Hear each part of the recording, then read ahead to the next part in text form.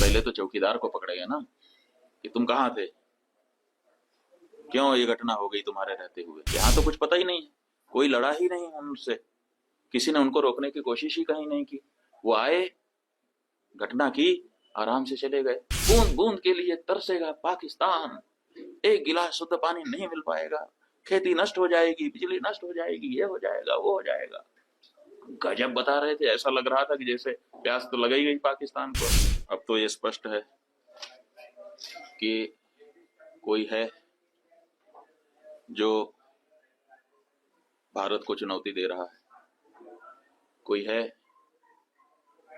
पूछ पूछ करके कि हिंदू हो मार रहा है। इसका मतलब है कि कोई है जो हम हिंदुओं को चुनौती दे रहा है। इसलिए भारत देश को चुनौती है तो भारत देश के नेताओं को, हमारी सरकार को उस चुनौती को स्वीकार करके चुनौती देने वालों को सबक सिखाना चाहिए। जहां तक हम हिंदुओं का प्रश्न है, एक हिंदू धर्माचारी होने के नाते हम भी अपने हिंदू समाज के लिए चिंतित हैं। हम भी इस बारे में मंथन कर रहे हैं कि हमारी सुरक्षा कैसे सुनिश्चित हो सके, क्योंकि जो सरकारें हैं वो तो कहीं ना कहीं असफल हो रही हैं।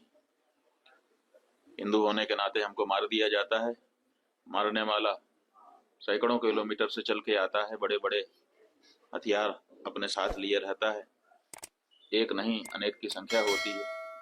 बाहर आराम से आ जाता है, आराम से घटना करता है, 30-40 मिनट रुक करके लोगों को मारता है, पूछता है, ये करता है, वो करता है, और फिर आराम से चला जाता है। कहाँ से आया कहाँ चला गया पता ही नहीं है। तो ये जो घटना है इसने बता दिया है कि हर हिंदू को अपनी सुरक्षा के लिए अब स्वयं सचेष्ट होने की आवश्यकता है। इसलिए हिंदुओं को इस बारे में चिंतन करने की जरूरत है, और अगर आवश्यकता पड़े तो शस्त्र शास्त्र का अभ्यास भी करना चाहिए और धारण भी करना चाहिए, ताकि आवश्यकता पड़ने पर अपनी रक्षा और अपनों की रक्षा वो कर सकें। नाम और धर्म पूछकर गोली मारी गई है।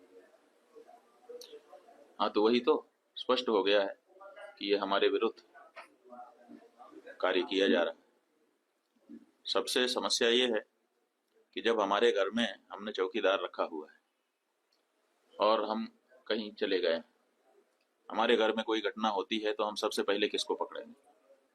सबसे पहले तो चौकीदार को पकड़ेंगे ना कि तुम कहाँ थे, क्यों ये घटना हो गई तुम्हारे रहते हुए, किस लिए तुमको रखा था। लेकिन यहाँ नहीं ऐसा हो रहा है।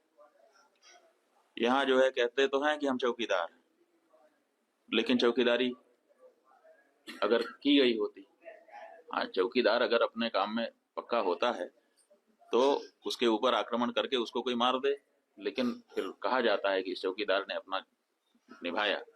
यहाँ तो कुछ पता ही नहीं है, कोई लड़ा ही नहीं उनसे, किसी ने उनको रोकने की कोशिश ही कहीं नहीं की। वो आए, घटना की, आराम से चले गए, कहीं पर उनको कोई बाधा नहीं है। कहाँ है चौकीदार? और चौकीदार के बारे में चर्चा ही नहीं हो रही है। अब कह रहे हैं हम उनको सबक सिखा देंगे, हम ये कर देंगे, हम वो कर देंगे।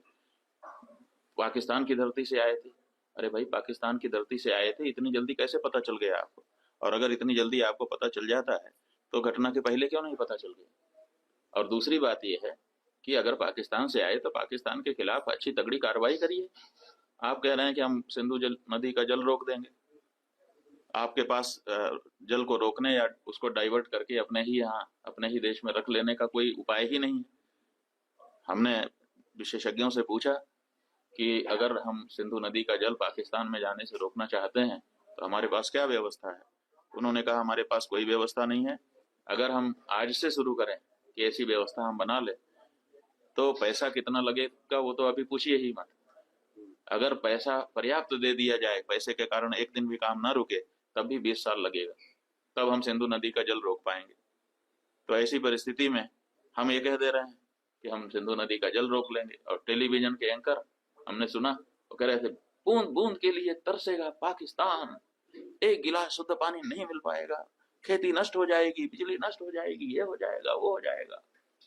गजब बता रहे थे, ऐसा लग रहा था कि जैसे प्यास तो लग ही गई पाकिस्तान को। और इधर विशेषज्ञ बता रहे हैं कि हमारे पास पानी को रोक लेने का कोई उपाय ही नहीं है। तो ये जो बातें हैं ये समझ से बाहर है। हमारा ये कहना है कि घटना बहुत बड़ी हुई है, इससे बहुत सारी शिक्षा समझ लेने की आवश्यकता है, सबक लेने की आवश्यकता है।